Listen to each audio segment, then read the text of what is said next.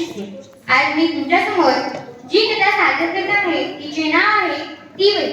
शाळेचा वर्ग फार मोठा नव्हता. मातीच्या फरशीचा नव्हता.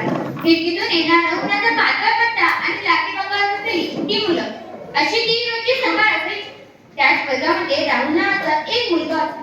तो कधीही मोठ्याने हसायचा नाही, कधीही गोंधळ करायचा नाही आणि कधीही हात वर करून प्रश्न विचारायचा नाही.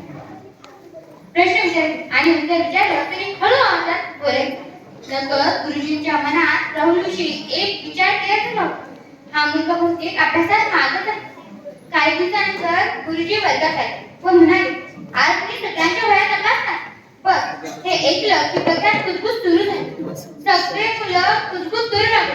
त्यातले काही मुलं वही उघडून पाहू लागले तर काही मुलं वही दुरुस्त करू लागले. त्यामध्ये राहुल त्याच्या मित्रांचं निरीक्षण करत होता. गुरुजी राहुलच्या बाबाकडे येऊन थांबले. त्याने राहुलची वही हातात घेतली. वहीवरून अगदी साधी होती, वरून मळकट. पण जसं त्यांनी त्या वहीचं कागद उलटलं तसं त्यांना आश्चर्य वाटलं.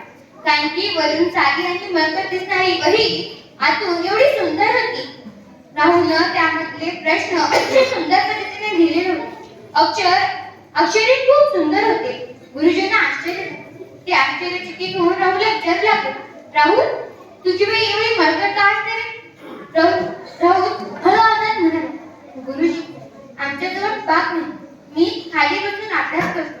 माझी आई कामाला जाते. माझी वही उचलते म्हणून. हे बोलताच राहुलच्या डोळ्यातून अश्रू ढळू लागले.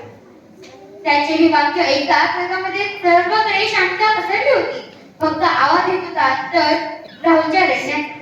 तेव्हा गुरुजींना त्यांच्याच विचारांची लाज वाटली व त्यांना कळालं विद्यार्थ्यांची ओळख ही त्यांच्या वहीवरून नाही तर त्यांच्या कामावरून करायला पाहिजे, त्यांच्या अक्षरावरून करायला पाहिजे.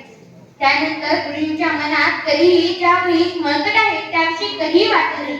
तर आज हे सांगत असताना फार आनंद होतो की आज राहुल वर्गामध्ये पहिला येतो. तो कधीही मागे बसत नाही व अतिशय छान पद्धतीने तो अभ्यास करतो. पण यावेळेस बदलले त्याचे गुरुजींनी आता प्रत्येक मूळ व प्रत्येक वही अधिक जवळून उलगडून घेत होते. मित्रांनो, यामधून आपल्याला यामधून हे संदेश देते की विद्यार्थ्यांची ओळख ही त्यांच्या अक्षरावरून किंवा त्यांच्या वहीवरून नाही तर ते कसे वागतात व ते कसे काम करतात यावरून करायला पाहिजे. धन्यवाद.